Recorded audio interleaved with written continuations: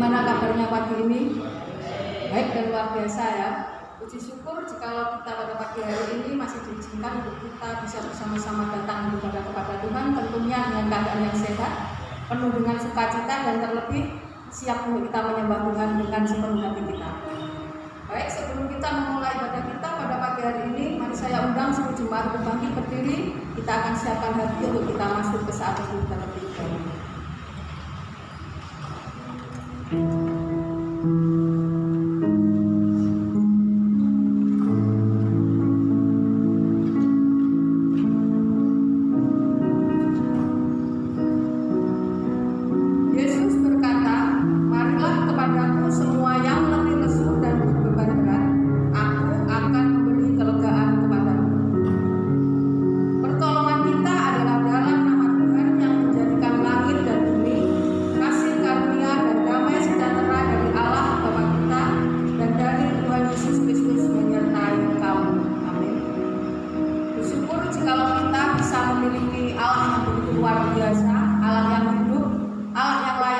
Pujian, hormat, dan kemuliaan sampai selama-lamanya.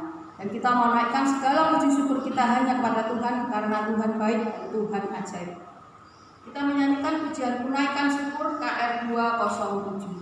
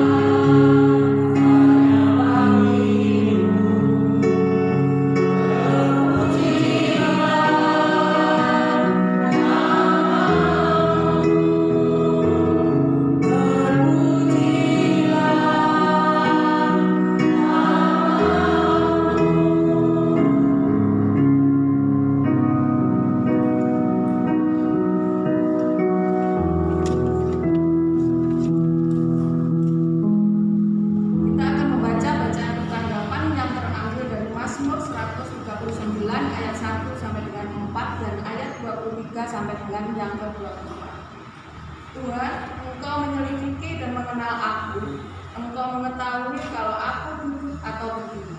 Engkau mengerti pikiranku dari jauh. Engkau mengetahui bahwa aku berjalan dan berbaring, segala jalanku engkau ampuni. Sebab sebelum lidahku mengeluarkan perkataan, sesungguhnya semuanya telah kau ketahui ya Tuhan bersama-sama. Pujilah aku ya Allah, dan kenal hatiku. Pujilah aku dan kenal pikiran-pikiranku. Lihatlah apakah jalan Sion, dan tuntunlah aku di jalan yang tetap. Mari kita masuk ke dalam doa.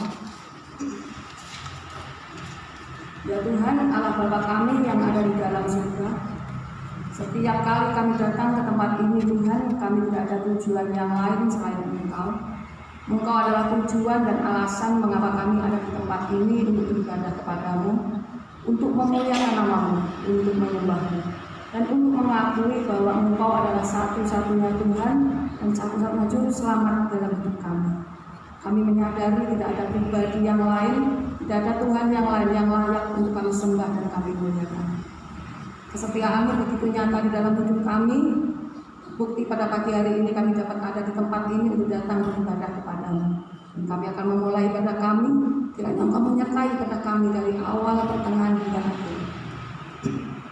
Berkati kami para pelayan yang saat ini sedang bertugas Bapa, kiranya Engkau tetap memakai kami untuk kami bisa melayani Engkau dengan sepenuh hati kami. Kami juga berdoa untuk teman kami yang mungkin pada saat ini masih dalam perjalanan. Kiranya Engkau menyertai mereka sehingga mereka dapat tiba di tempat ini untuk bergabung bersama kami datang beribadah kepadamu. Terlebih berkati kami semua, jemaat-Mu yang telah hadir di tempat ini, yang telah siap untuk meninggikan nama-Mu. Terima kasih Bapa, kiranya ibadah ini hanya kami serahkan ke dalam tangan-Mu, dan biarlah ibadah ini dapat berjalan seturut dengan kehendak-Mu. Haleluya, amin. Saya persilakan untuk kembali.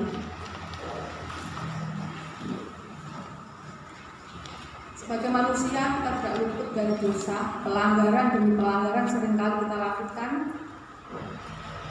tanpa menyadari bahwa pelanggaran tersebut telah melukai hati Tuhan.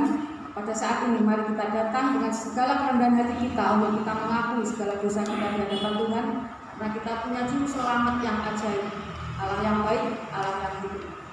Sebelum kita mengakui dosa kita di hadapan Tuhan, kita akan menyanyikan satu pujian juru selamat yang ajaib, PPK nomor 36. Terima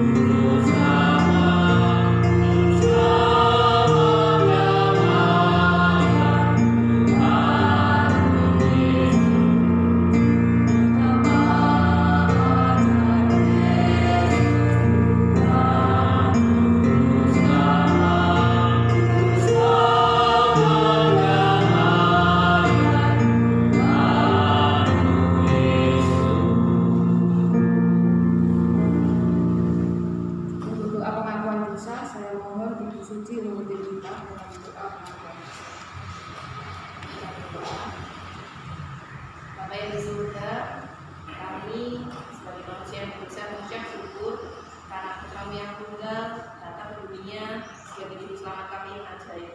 Ajaib Tuhan perbuatan-Mu di dalam karya keselamatan bagi setiap kami yang berdosa. Terima kasih setiap kami ini yang seharusnya jatuh di dalam hukuman yang kekal, tapi dalam nama-Mu Tuhan kami mendapatkan hidup yang kekal. Saat ini Tuhan kami mohon ampun atas segala dosa dan pelanggaran kami.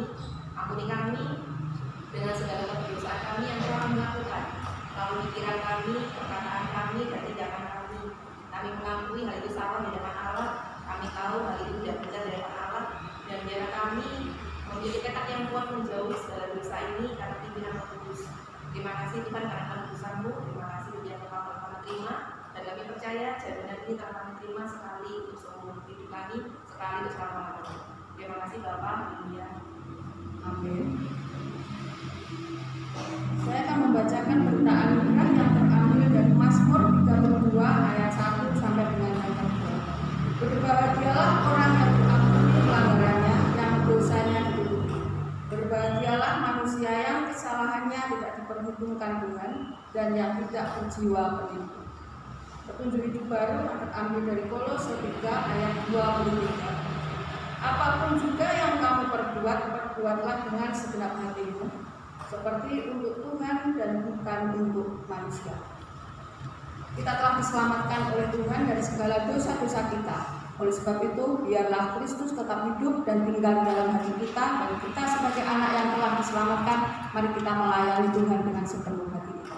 Untuk meresponi berita anugerah dan petunjuk hidup baru, kita akan menyanyikan pujian Kristus Hidup PPK nomor 82B.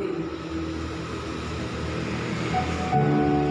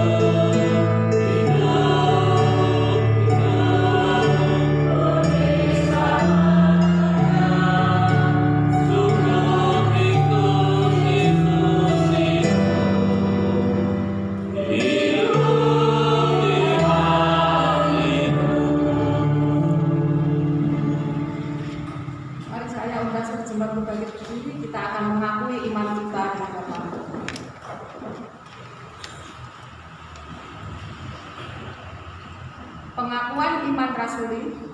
Aku percaya kepada Allah, Bapa yang Maha Kuasa, Allah Tuhan yang tertinggi, dan kepada Yesus Kristus, Anak yang tunggal Tuhan kita, yang dikandung dari Roh Kudus, lahir dari darah Maria, yang menderita sengsara di bawah pemerintahan Pontius Pilatus, disalibkan, mati dan dikuburkan, turun ke dalam kerajaan maut, pada hari yang ketiga bangkit pula dari antara orang mati, naik ke surga, duduk sebelah kanan Allah, Bapa yang Maha Kuasa, dari sana Dia akan datang untuk menghakimi orang yang hidup dan yang mati.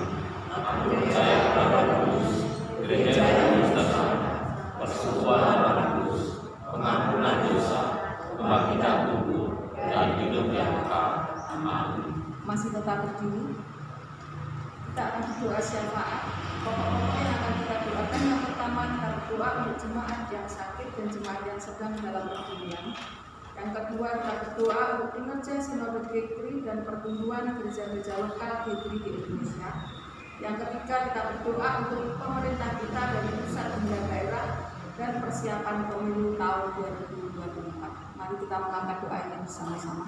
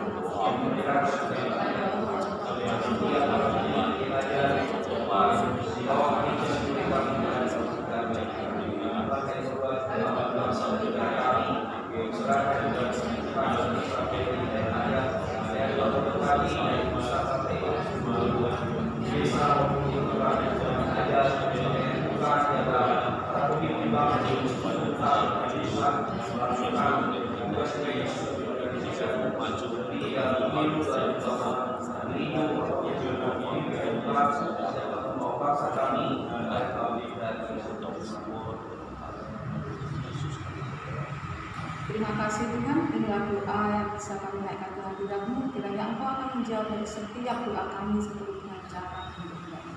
Haleluya, amin. Saya persilakan untuk kembali.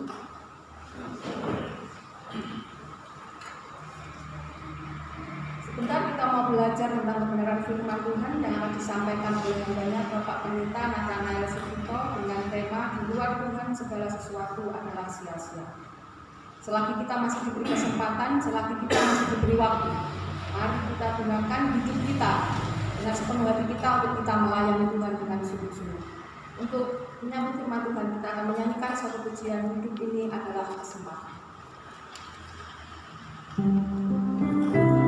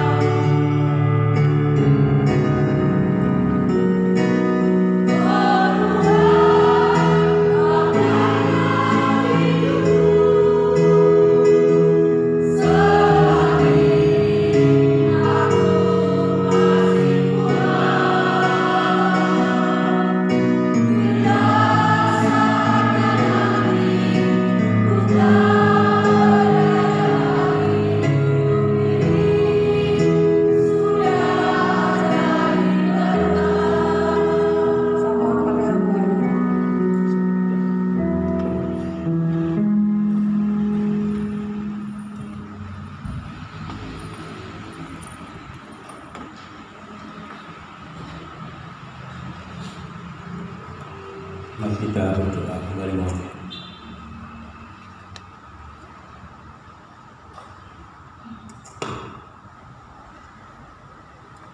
Segala hormat kemuliaan ucapan syukur kami naikkan di hadapan Bapa di surga.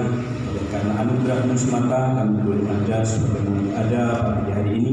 Kami boleh meresponi panggilan Tuhan, datang di rumah Tuhan, memutuskan hari Sabat Tuhan, memuji memuliakan akan nama-Mu. Kiranya Engkau terima segala pujian kami menjadi dupa yang harum mempermuliakan nama-Mu.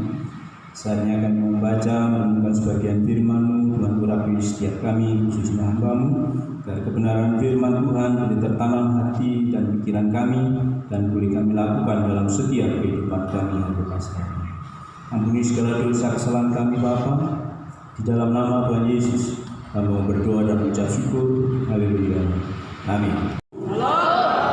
Puji Tuhan, saya diizinkan kembali boleh menyampaikan firman Tuhan pagi hari ini kepada jemaat yang hebat dan luar biasa di tempat ini.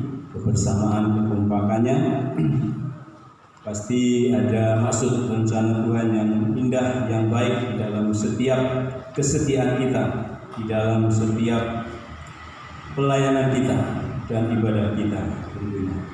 Baik Bapak Ibu, sesuai dengan bacaan yang sudah tertera, kita buka kembali di dalam Pengkhotbah pasal yang pertama.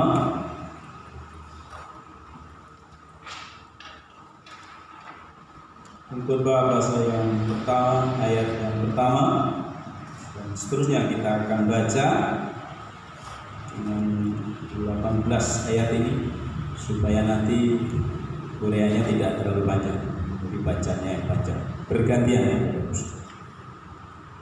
Saya akan baca yang pertama, baru yang kedua, dan seterusnya bergantian. Segala sesuatu sia-sia, inilah perkataan pengkhotbah anak Daud raja di Yerusalem.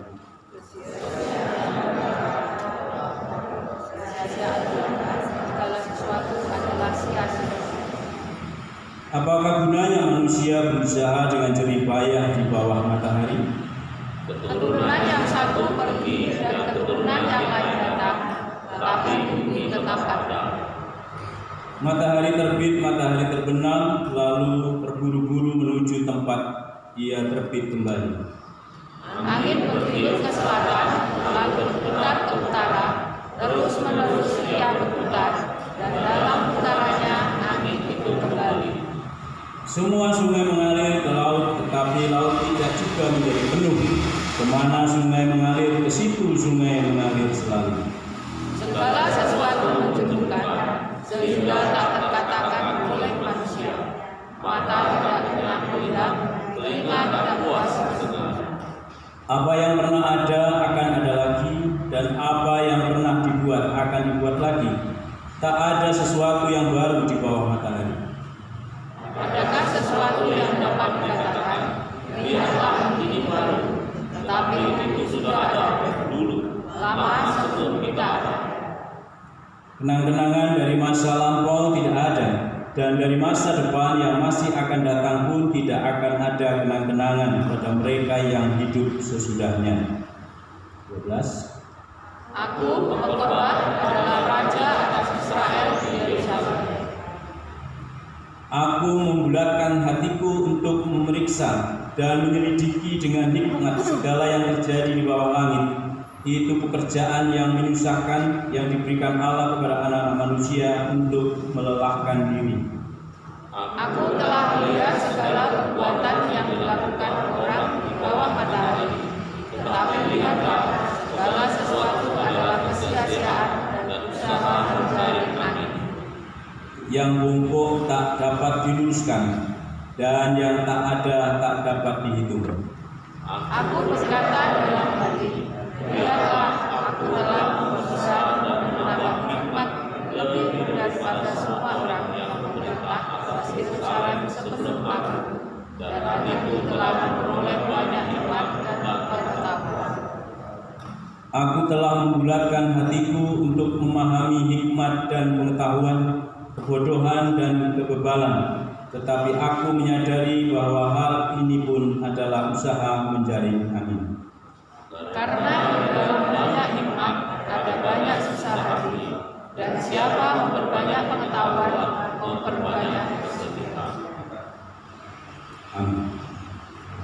Yang berbahagia setiap kita yang boleh baca firman Tuhan, merenungkan dan melakukan di dalam setiap kehidupan kita hari lepas hari.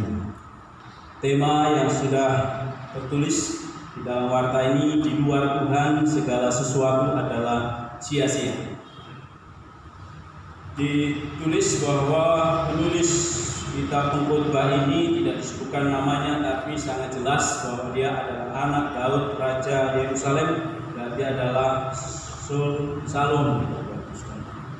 Kitab Pengkhotbah ini sudah banyak menjadi pembicaraan karena beberapa orang mengatakan bahwa kitab Pengkhotbah ini adalah kitab yang aneh, ya, dari Perjanjian Lama, ya. Dan orang menyebutkan kitab yang melankolis, ya, di mana seolah-olah kita hidup di dalam dunia ini melakukan segala sesuatu tidak ada artinya, tidak ada artinya. Tapi apapun juga orang mengomentari tentang buku ini, tentang kitab ini, kita harus menyadari bahwa kitab Pengkhotbah ini adalah salah satu kitab yang diilhamkan oleh Allah. Berarti kita harus tetap menghargai, merenungkan, dan dibalik semuanya pasti ada kebenaran-kebenaran firman Tuhan yang Tuhan maksudkan untuk setiap umatnya. Sama tujuan dari kitab Pengkhotbah ini dengan beberapa penulis kitab yang lain, Bapak Ibu Saudara. Seperti contohnya di dalam Roma pasal 15 ayat yang keempat, dikatakan bahwa segala sesuatu yang ditulis dahulu telah ditulis untuk menjadi pelajaran bagi kita. Pasti kitab Pengkhotbah ini ada sesuatu yang menjadi pelajaran di dalam hidup kita.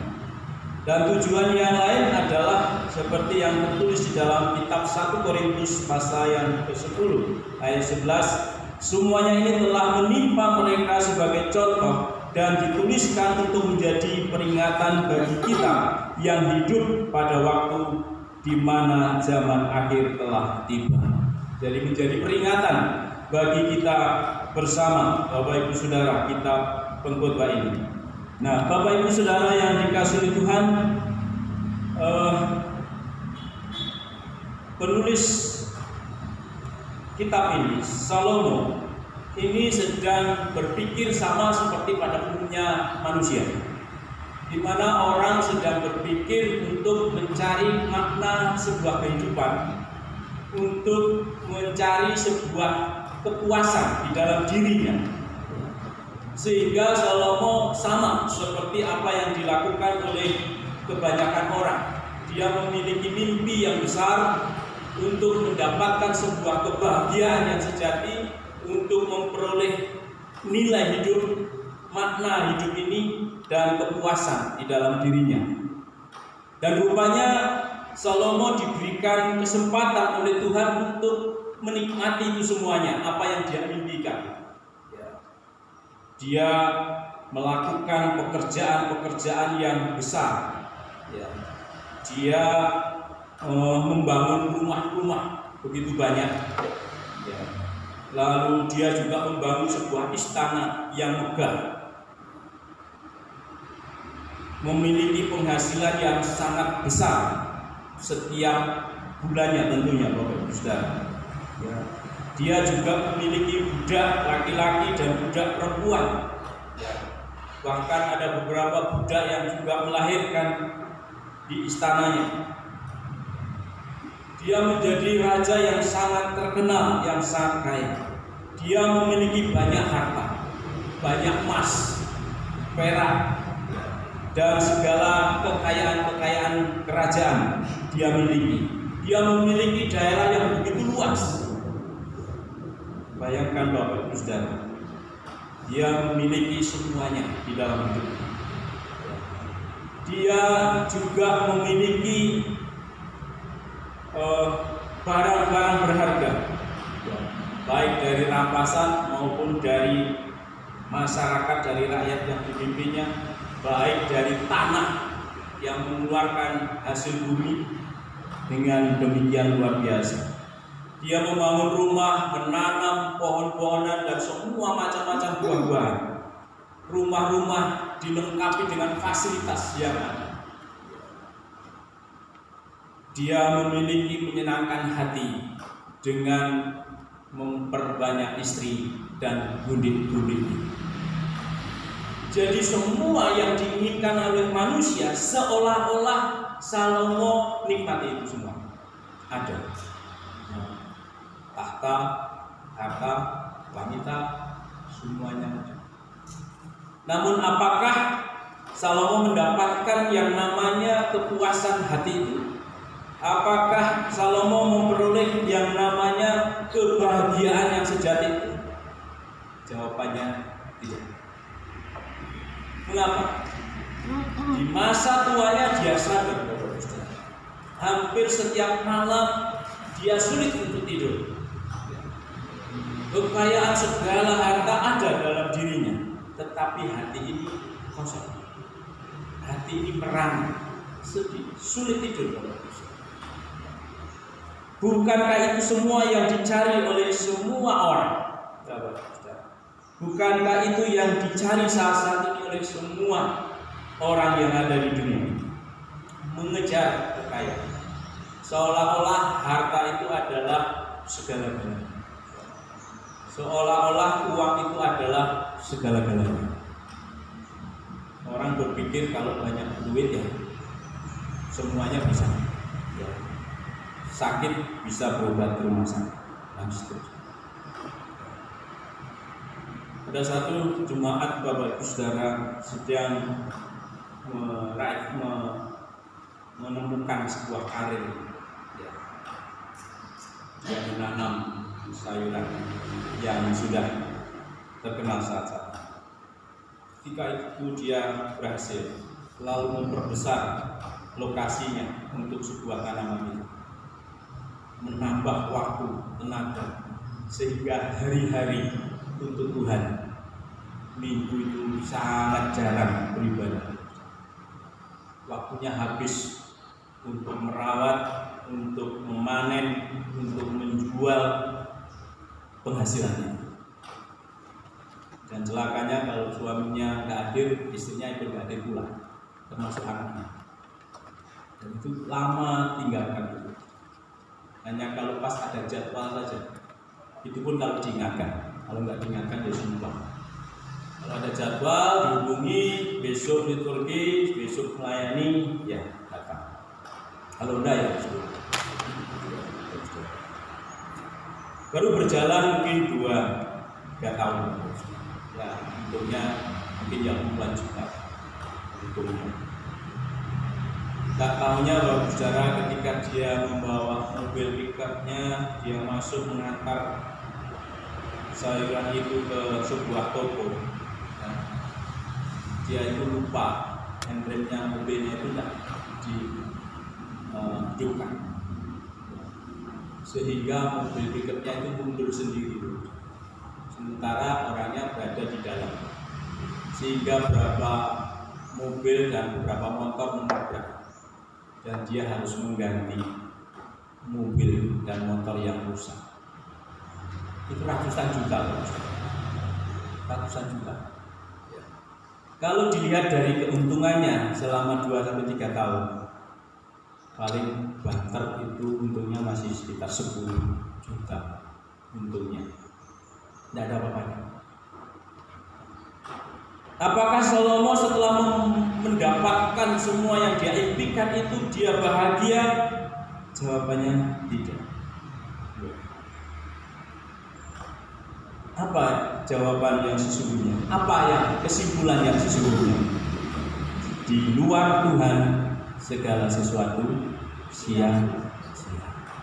Apakah kita tidak boleh bekerja, Bapak Ibu Saudara? Rasul Paulus mengatakan bahwa justru jemaat harus bekerja. Kalau tidak bekerja, jangan diberi makan. Tak boleh malas. Nah, apakah kalimat yang Salomo ucapkan ini mengajarkan kepada kita untuk nggak usah bekerja, yang penting beribadah saja, yang penting melayani Tuhan saja? Pasti tidak demikian. Tetapi ketika kita itu menaruh pengharapan kita dan mengukur uang ini adalah yang menjamin kebahagiaan kita. Artinya kita mencari nilai hidup ini, makna kehidupan ini, atau mencari kepuasan hidup ini kepada harta, kepada uang, kepada pekerjaan, itu yang dimaksud sia-sia. Sia-sia. Berarti harus bagaimana Bapak Ibu Saudara? Pekerjaan yang sudah Tuhan sediakan itu kita kerjakan sebagaimana sebatas kemampuan kita kerjakan. Berkat itu datangnya dari Tuhan. Ada banyak orang yang terlalu memaksa dirinya, berpikir bahwa uang adalah segala-galanya. Berpikir uang adalah segala-galanya. Termasuk ada jemaat Bapak Ibu Saudara, kalau sudah bekerja, lalu ada yang menawari, ada yang minta untuk dia melakukan pekerjaan di hari Minggu, bagi dia adalah itu kesempatan dia bekerja. Sehingga dia ibadah itu kalau memang hari Minggu tidak ada yang menyuruh kerja. Kalau ada, pasti ibadahnya ditinggal. Kerja. Masih muda sudah bongkok dan sampai matinya tidak bisa diluruskan. Bongkok kerja terus. Ya. Tapi anehnya Bapak Saudara, itu tukang itu bayarannya sudah sampai dia meninggal itu bayarannya sudah 100.000. Tetapi anehnya setiap hari Jumat dia mesti pinjam utang Bapak Saudara. Aneh ya. Saya itu tidak ada separuhnya kalau dihitung. Ya. Tapi malah pinjam. Ya, kalau hari Jumat benjing Mas, Sabtu kan bayaran benjing saya kembalikan. Selalu aja begitu. Padahal kerjanya luar biasa. Setiap hari tidak pernah henti. Anaknya juga tidak sekolah, tidak kuliah juga. Tapi kemana itu? Saya lihat ya orang desa makannya biasa-biasa saja. Ya. Tapi 12 saja. Bapak Ibu Saudara. Jadi Salomo sebenarnya ingin mengajarkan dalam masa tuanya ini dia sadar bahwa ternyata apa yang kebanyakan orang itu cari, apa yang kebanyakan orang itu pikir, dan dia ikut berpikir dan melakukan seperti mereka, dan Salomo berhasil menciptakan atau mengalami apa yang dia impikan itu. Segala kekayaan harta yang begitu melimpah, baik kekayaannya maupun tahtanya, tidak ada yang melebihi Salomo pada masa-masa sebelum raja-raja sebelum Salomo. Tidak ada Salomo. Tapi di akhir masa tuanya dia sadar, sampai dia memperbanyak istri, memperbanyak budik. Ternyata apa dalam hidup Bapak Ibu Saudara, hidup kita di dunia ini tidak lepas daripada membutuhkan yang namanya uang. Kalau Bapak Ibu pergi ke gereja, naik sepeda motor, lalu bensin habis, lalu Bapak Ibu belok ke pom bensin, isi bensin, lalu Bapak Ibu akan berkata, aku bayar dengan iman ya Mas. Maka Bapak Ibu akan disemprot bensin dari tubuh. Tetap membayar dengan uang. Tetap membayar dengan uang. Apalagi saat-saat ini di tengah-tengah situasi yang sulit mencari pekerjaan, semua bahan-bahan pokok harganya tinggi,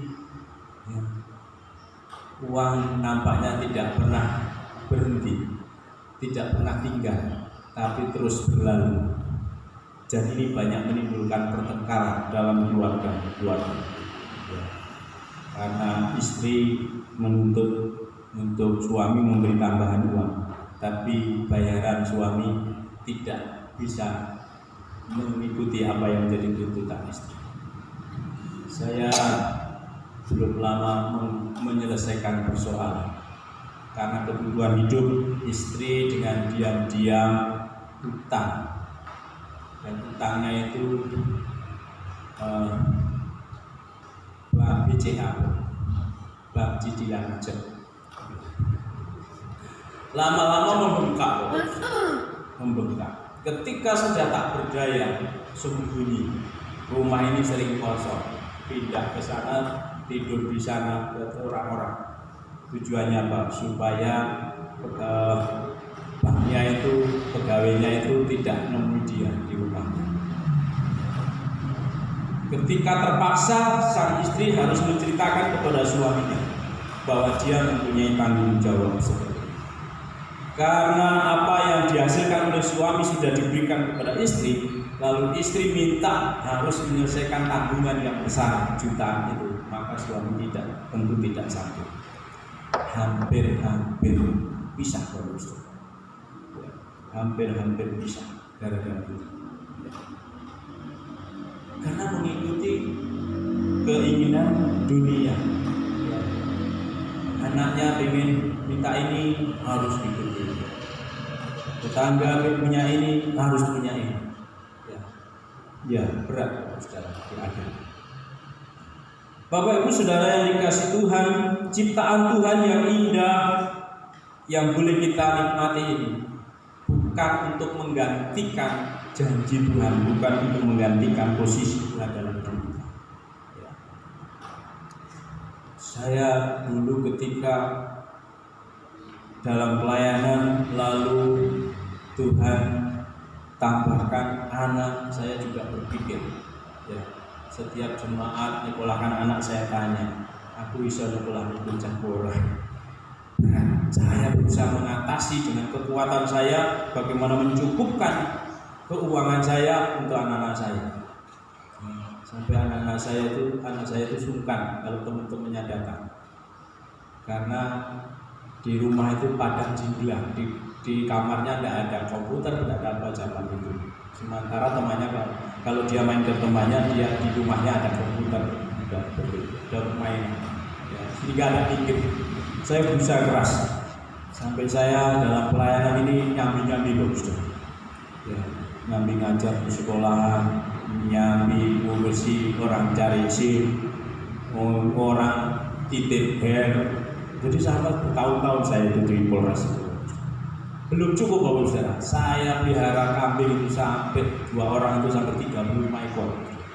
Jadi kuburan-kuburan termasuk kuburan Karanglo itu temanya saya berikan rokok itu. Saya perintahkan ojo leh ditebangi ngomong dulu. Saya jam 7 malam masih di kuburan Karanglo itu. Nah, atas itu. Nah, Bapak Saudara, enggak ada Bapak Saudara. Jadi kalau belum waktunya ngomong kayak apa juga. Tapi berusaha untuk, tapi saya terus tidak meninggalkan pelayanan juga, sehingga memproses fisik tubuh ini kerja. Seolah-olah ketika kita sehat, kita kuat, kita kadang-kadang berpikir bahwa harta, kekayaan itu adalah segala-galanya. Itulah adalah yang menyenangkan, yang membahagiakan, kebahagiaan yang sejati dalam hidup saya. Sehingga kadang-kadang untuk Tuhan justru nomor berikutnya kalau ada waktu. Dulu ada jemaat dulu, dia suka nyanyi, pinternya. Tapi kalau sudah dapat job, hilang, nggak pernah ngomong di gereja, nggak ngomong. Pinter, mungkin nomor 2 mungkin di Blitar, Sinden, pernah juara. Dia nggak pernah nongol kalau sudah ada job. Ini ada kok. Enek tanggapan Pak, enek coba. Ini belum aku. Ini bukan sebuah kutukan menurut saya, bukan apa, itu peringatan saja. Pada saatnya dia diizinkan Tuhan sakit, sampai rambutnya itu rontok, tak berdaya. Pakai baju pun harus dipakai, mandi dimandikan, tak berdaya. Di tengah-tengah tak berdaya itu, dia masih sempat telepon saya, Pak Gito, nanti kalau saya sehat bantu pelayanan setelah minggu ya di Progo. Dalam hati saya, kaset ini. Dia datang saya, rambutnya sudah habis, mandi pun dimandikan, pakai baju pun dipakaikan, semuanya. Ya, di pagi Tuhan tidak ada masalah. Ya, yang penting semangat, sehat dulu. Ya, apa pelayanan banyak. Tapi dalam hati saya tetap Asep terlambat. Jadi segala sesuatu pekerjaan jerih payah lelah kita dalam dunia ini di luar Tuhan sia-sia. Artinya apa, Saudara? Mari dalam hidup ini, kalau kita mau bekerja, jangan menaruhkan pekerjaan atau hasil dari pekerjaan itu menjadi pengharapan dalam hidup kita. Pengharapan kita hanya di dalam Yesus Tuhan. Hidup orang percaya ini bukan hidup karena kekuatannya, tapi hidup karena janji Tuhan, rancangan Tuhan. Dan rancangan Tuhan itu adalah rancangan damai sejahtera. Banyak mulai zaman dulu kalau anak-anak ditanya kalau besar jadi apa, selalu menjadi dokter. Ngerti nih dokter bayarannya ada. Gak ada yang nawar yang saya ngantarkan anak saya, istri saya ngantar ke anak saya untuk berobat. Ada istri saya itu paling kenyang kalau ke pasar itu 1.000 aja bisa ditinggal 3 kali itu nawar. Suruh 20.000 diamnya sampai 17.000, 18.000, 19.000. Kalau nggak dikasihkan tinggal balik lagi. Ini nggak orang tinggal. Tapi ketika ke dokter, satu kata pun tidak pernah berani nawar. Pak Kardi itu langganan saya. Tidak pernah. Ngapa tuh? Yang pasar mesti batu letek ya nyang, nemen banget gitu. Bisa gini, dodolan itu di kontrol plus tambahnya saya udah maksud saya. Saya kalau orang jualan gitu, kadang-kadang saya beli bukan karena saya butuh, tapi kadang-kadang misalnya sehingga saya kadang-kadang begitu, kok sempat, kok mentolong minyak, kadang-kadang harus murah, harus nipis banget minyak, tapi ya bisa, bisa, nggak tahu kenapa, dikasihkan juga. Ya. Kalau saya yang beli pasti nggak dikasihkan, mirip begitu Bapak Ibu Saudara, ya, bisa, uang segala-galanya, ya. Dampaknya sekarang ini harus ibu-ibu juga harus berhati-hati. Ya, kebutuhan terus meningkat ya dalam hidup ini. Ya. Tapi ingat Bapak Ibu Saudara perkataan Salomo ini bahwa di luar Tuhan semuanya sia-sia. Di luar Tuhan semuanya sia-sia. Ya. Artinya pekerjaan yang kita lakukan harus di dalam kehendak Tuhan. Jangan sampai kita bekerja mati-matian lalu waktu untuk Tuhan kita lupakan. Semakin kita diberkati Tuhan, semakin kita setia melayani Tuhan. Saya tidak pernah mimpi, saya juga tidak pernah berdoa untuk saya ini menjadi PNS. Tidak pernah. Saya hanya setia mengajar saja. Mulai 95 saya ngajar di SMA Pademangan, di SMP Sangat Kulon, naik sepeda panjang, dibayar bangga aja. Dan saya nggak pernah mimpi untuk PNS. Tapi tiba-tiba kepala sekolah menyuruh saya untuk mengikuti ujian. Saya kaget juga. Ujian apa ya? Ujian CPNS. Loh Pak, saya ini teologi pendeta loh Pak. Enggak apa-apa. Ada ijazahnya lengkap, ya. Ada untuk sertifikat mengajar, ajukan saja.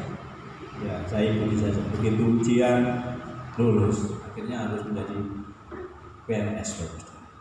Bukan berarti saya mengurangi pelayanan. Banyak saya melayani Ustaz.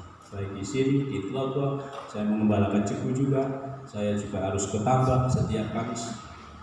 Saya tambah selagi Tuhan masih berikan kekuatan. Tidak ada alasan tugasku banyak. Bisa. Bapak Ibu dulu kisah jemaat Tuhan di Tlogo, di Ceku, di mana-mana itu. Kisahnya luar biasa. Mereka datang beribadah itu dengan membawa porsi dari rumah masing-masing. Karena waktu itu gereja tidak ada porsi, karena di rumah bawa porsi sendiri. Kalau malam bawa, kalau hujan bawa payung, luar biasa. Sepeda motor tidak ada, paling batas sepeda panjang. Itu sepeda motor semuanya punya. Seharusnya kan lebih banyak ibadahnya. Nyatanya tidak, semakin kurang. Nyatanya uang bukan segala-galanya. Seharusnya harta, uang yang kita miliki itu justru menjadi sarana memotivasi kita untuk lebih aktif kepada Tuhan, berdalam berkorban kepada Tuhan, dalam melayani Tuhan. Seharusnya seperti itu. Namun kebanyakan tidak demikian. Seharusnya kalau semakin fasilitas dilengkapi oleh Tuhan, pelayanan juga harus semakin ditingkatkan.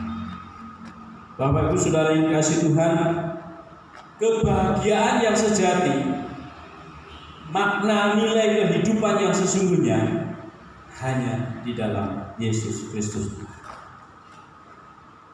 Dosa yang kita tanggung selama ini, kita berbuat dosa, sudah dipindahkan, sudah dipikul oleh Kristus. Dia yang memberi jaminan dalam hidup kita.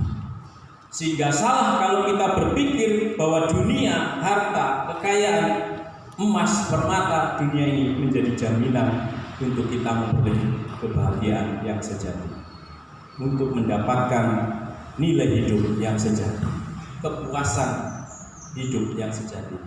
Tidak. Itu sebabnya Salomo di dalam menuliskan ini dikatakan pengkhotbah ini artinya adalah pembicara, di mana Salomo sedang berbicara kepada majelis, kepada perkumpulan orang-orang, dan pembicaraan yang dia sampaikan itu berdasarkan pengalaman hidupnya. Dan Salomo sebagai seorang yang berhikmat, raja yang paling diberikan hikmat oleh Tuhan yang luar biasa. Bapak Ibu, kalau seorang tokoh yang luar biasa, yang sudah diberikan kelimpahan yang daripada Tuhan yang tidak ada bandingnya, tapi dia sadar bahwa semuanya tidak menjawab pertanyaan dalam hidupnya. Dia bertobat, dia sadar, dan dia menyimpulkan dalam seluruh pekerjaan, aktivitas sepanjang hidupnya, dia mengatakan bahwa di luar Tuhan segala satu sia-sia. Itu sebabnya Bapak Ibu Saudara, walaupun nampaknya ibadah ini mungkin paling lama 2 jam, tapi itu berharga di hadapan. Waktu-waktu kita di rumah, kita harus gunakan banyak membaca firman Tuhan, banyak memuji menyembah Tuhan. Ya, lakukan aktivitas pekerjaan di luar, lakukan dengan sukacita, berkat datangnya dari Tuhan. Jangan menaruh pengharapan kita kepada harta dunia ini. Ya. Ada begitu banyak orang-orang yang dilimpahkan harta kekayaan, tapi justru meninggalkan Tuhan. Ada begitu banyak. Ada orang-orang dengan cara-cara yang lain untuk mendapatkan impian yang dia inginkan, yaitu harta, uang, dengan cara korupsi, dengan cara okultisme, mencari kekayaan di luar Tuhan. Di luar Tuhan. Saya ini banyak jemaat cerita, kalau belanja di toko itu kadang-kadang kok nggak ada orang, tapi kok rebutan. Perasaan mengambil uang itu rebutan. Ya, itu artinya di sana itu ada toko itu yang pelihara tuyul. Tuyul. Dan ternyata saya baca-baca itu banyak cara untuk mencari tuyul. Mulai dari yang harga 10 juta sampai ratusan juta. Kalau tuyul yang paling murah itu cirinya gampang. Dia ingoni-ingoni tuyul itu hanya netek, nyusui. Ya, disusui aja sudah cukup. Tapi ada orang yang mencari kekayaan pesugihan lewat kekuasaan gelap bisa sampai ratusan juta. Tergantung. Bagaimana mereka tidak memikirkan bahwa di akhir hidup mereka dia harus mempertanggungjawabkan semua yang dia lakukan. Apakah dia yang memelihara tuyul uangnya banyak dia akan bahagia? Saya pastikan dia tidak akan bahagia. Pasti tidak akan bahagia. Kebahagiaan yang sesungguhnya itu adalah ketika kita mengenal Allah dan hidup percaya, takut akan Dia, setia beribadah kepadanya. Cukup. Dan itu ada di dalam Yesus Kristus. Hanya ada di dalam Yesus Kristus. Jadi kita bersyukur Bapak Ibu Saudara, kalau dalam hidup kita ini sudah Tuhan pilih dalam hidup kita. Harta, dunia, uang memang kita butuhkan. Tapi percayalah apa yang Tuhan perlukan, apa yang kita perlukan pasti Tuhan akan sediakan. Ya. Kalau ada sesuatu yang belum kita miliki, kita dapatkan, mungkin itu keinginan yang Tuhan belum kehendaki. Tetapi apa yang kita perlukan pasti Tuhan akan sediakan buat kita. Jangan sampai menaruh kebahagiaan, mencari nilai hidup, makna kehidupan, kepuasan hati kepada materi, kepada apa yang ada di dalam dunia yang sifatnya hanya sementara. Kebahagiaan, kepuasan yang sejati hanya ada di dalam kekekalan, yaitu di dalam Yesus Kristus yang memberikan keselamatan dalam hidup ini. Sebabnya apa yang harus kita kerjakan, apa yang harus kita lakukan?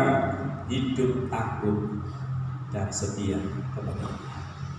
Bekerja, mari semangat seperti peringatan Rasul Paulus. Yang tidak mau bekerja, jangan beri makan. Kita memang harus bekerja. Tapi jangan sampai kita bekerja mencari uang, tapi melupakan Tuhan. Gagal. Kita bekerja untuk mendapatkan uang demi kita bisa ada sarana untuk bagaimana kita bisa lebih lagi mendekatkan kepada Tuhan. Kalau dulu jalan kaki, bekerja, bisa beli sepeda, pacar, ya lebih kerja lagi diberkati Tuhan, bisa beli sepeda motor, lebih cepat lagi, datangnya tidak terlambat. Ya, dulu jalan kaki nggak pernah terlambat ibadah, beli motor malah telat, susah. Ya. Ingin punya mobil, tapi kalau sudah musim hujan mikir-mikir, kalau harus cuci pulangnya. Dan itu mahal cuci. Kita masih pikiran.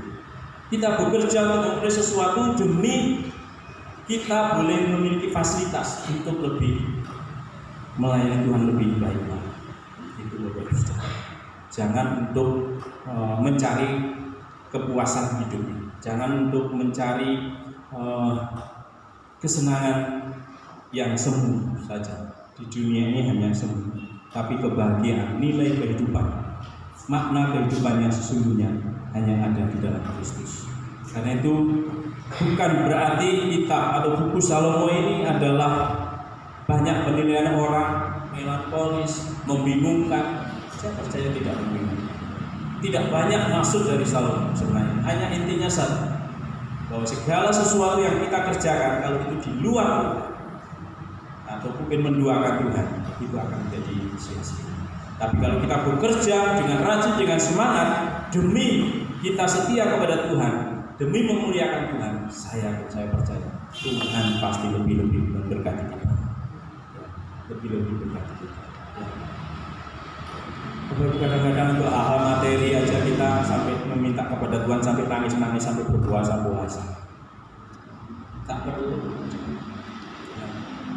Saya beli motor, tidak pernah minta sama Tuhan.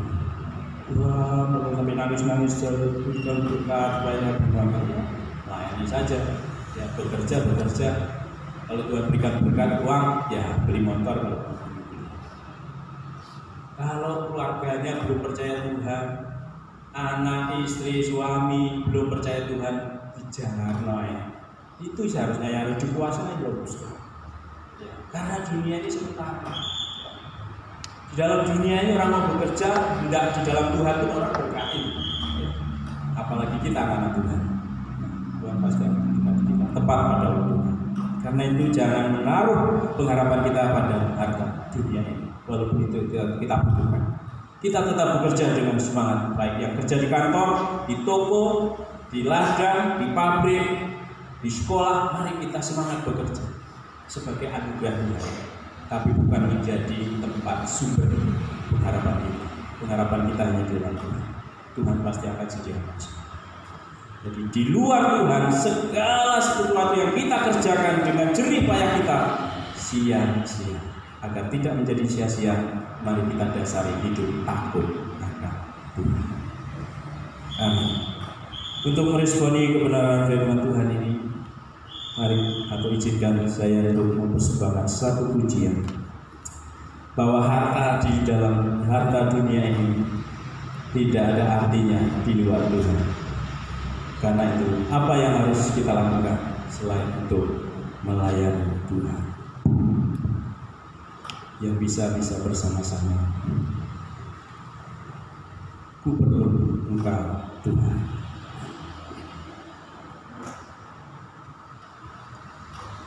Pujian ini meresponi kebenaran firman Tuhan, bahwa di luar Tuhan segala sesuatu sia-sia.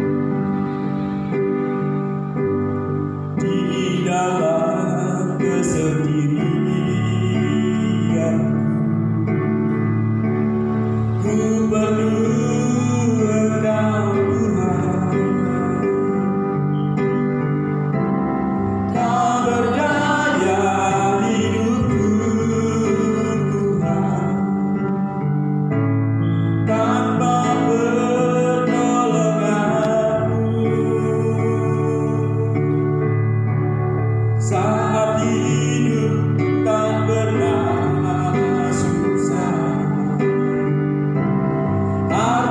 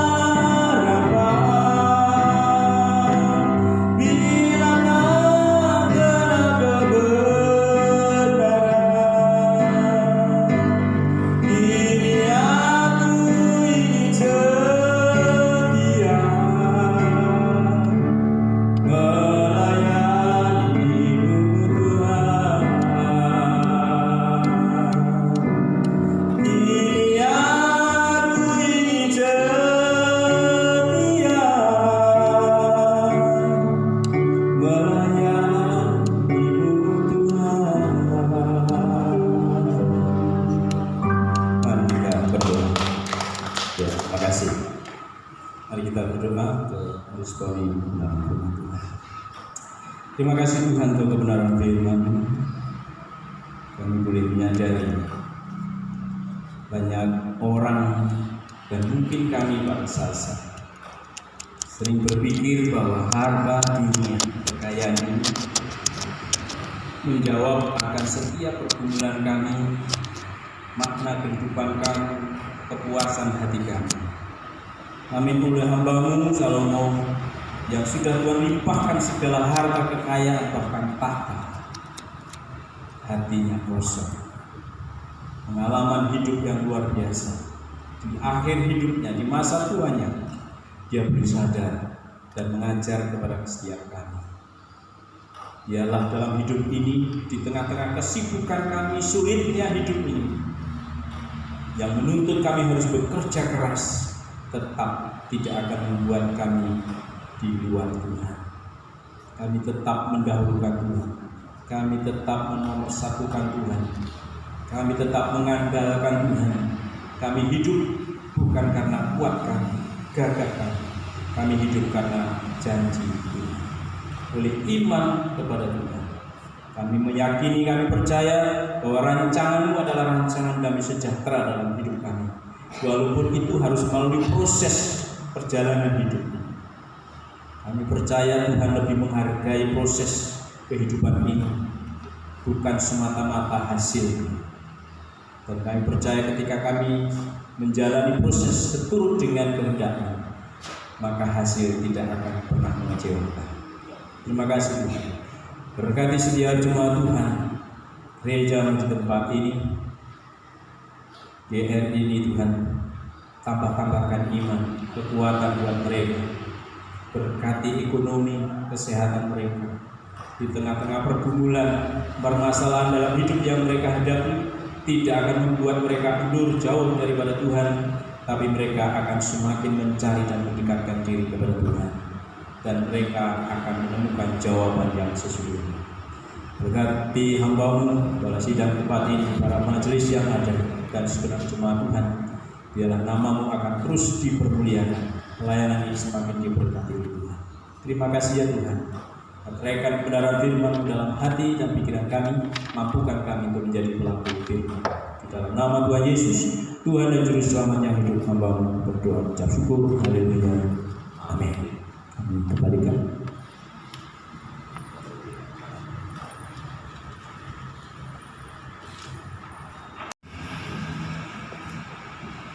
Firman Tuhan yang begitu indah yang boleh kita dengar pada siang hari ini.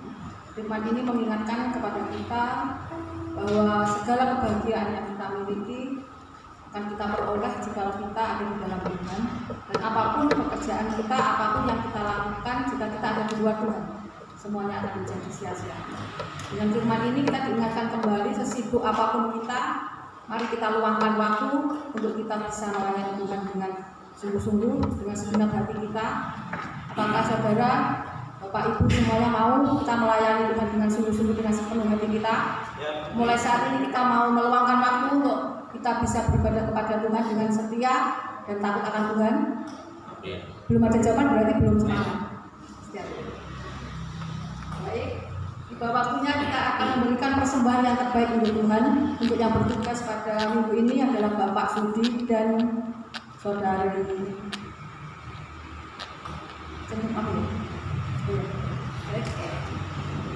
Sambil persembahan dijalankan, kita akan menyanyikan pujian bersandar kepada yang kekal PPK nomor 164.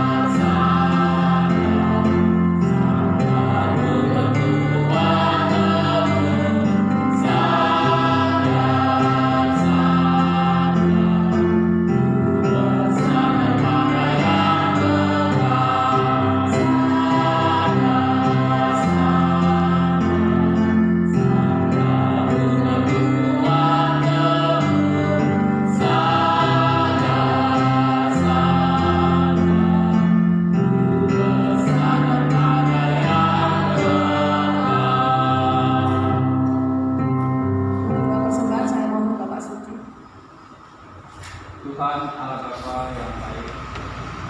Tuhan, kami datang kepada Engkau Tuhan untuk memberikan suatu persembahan Tuhan. Tuhan, persembahan yang kami berikan kepada Engkau ini Tuhan lebih sedikit Tuhan dari apa yang telah Engkau berikan kepada kami. Namun Tuhan, persembahan ini Tuhan agar menjadi suatu upaya yang harum di hadapan Tuhan. Tuhan Yesus, kami mohon Tuhan bagi kami yang telah memberi maupun yang belum bisa memberikan Tuhan, Engkau berkati Tuhan agar pada suatu saat nanti bisa memberikan persembahan yang lebih baik. Terima kasih Tuhan, di dalam nama Tuhan Yesus kami telah berdoa dan mengucap syukur. Amin. Amin.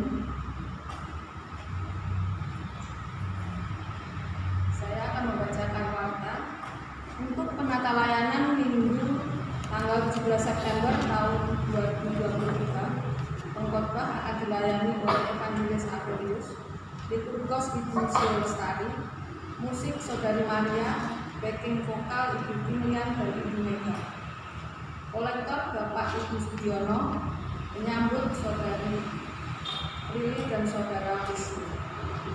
Kami berterima kasih kepada Bapak Pendeta Nathanael Subuto atas pelayanannya, kiranya Tuhan Yesus.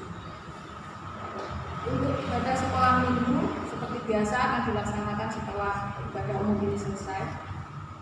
Ibadah HUT ke 3 tahun Persekutuan Wanita Pejuang Iman pada hari Rabu tanggal 13 September tahun 2023 pukul 3 sore bertempat di Jalan Ciliwung nomor 62. Renungan akan dilayani oleh Evangelis Aurelius, liturgos Ibu Suci. Dihimbau seluruh kaum wanita, kaum ibu untuk bisa datang dan beribadah bersama-sama. Mengingat untuk hari Rabu biasanya kita ibadah pada pukul 5. Mengingat besok adalah kebetulan tepat dengan hari ulang tahun Persekutuan Wanita Pejuang Iman, kita ajukan menjadi pukul 3 sore. Saya menghimbau seluruh ibu-ibu, walaupun seperti Ibu Sugi mungkin jarang hadir ya, tapi saya mengundang tetap mengundang semuanya yang merasa wanita, yang merasa ibu-ibu boleh hadir bersama. Kita ada lomba memasak bersama. Baik, kita tunggu kedatangannya. Untuk ibadah pemuda remaja Labora pada hari Sabtu 16 September tahun 2023 pukul 5 sore bertempat di Jalan Cokro Aminoto nomor 160A.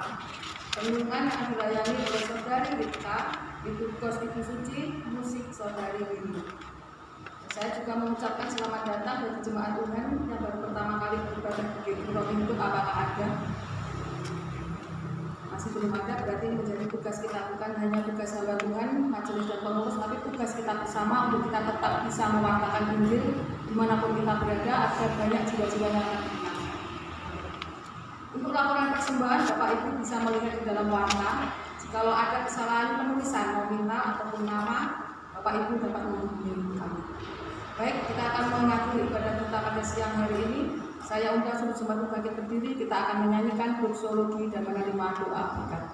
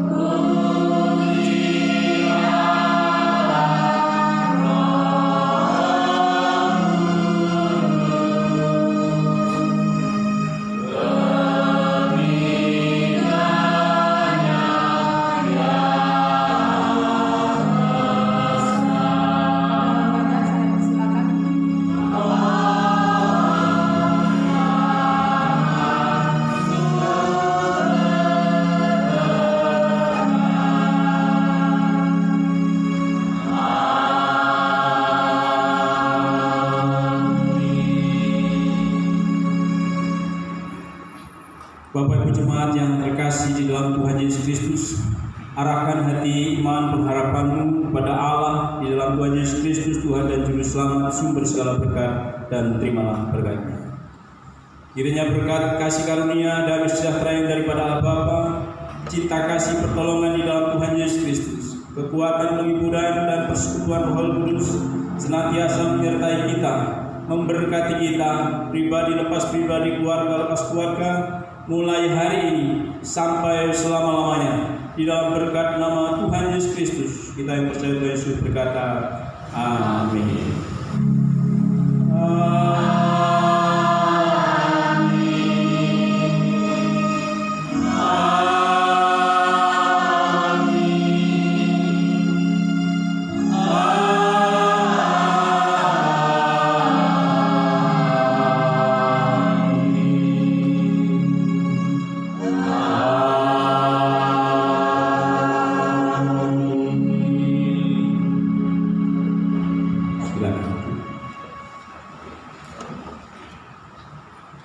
Silakan mengambil saat teduh.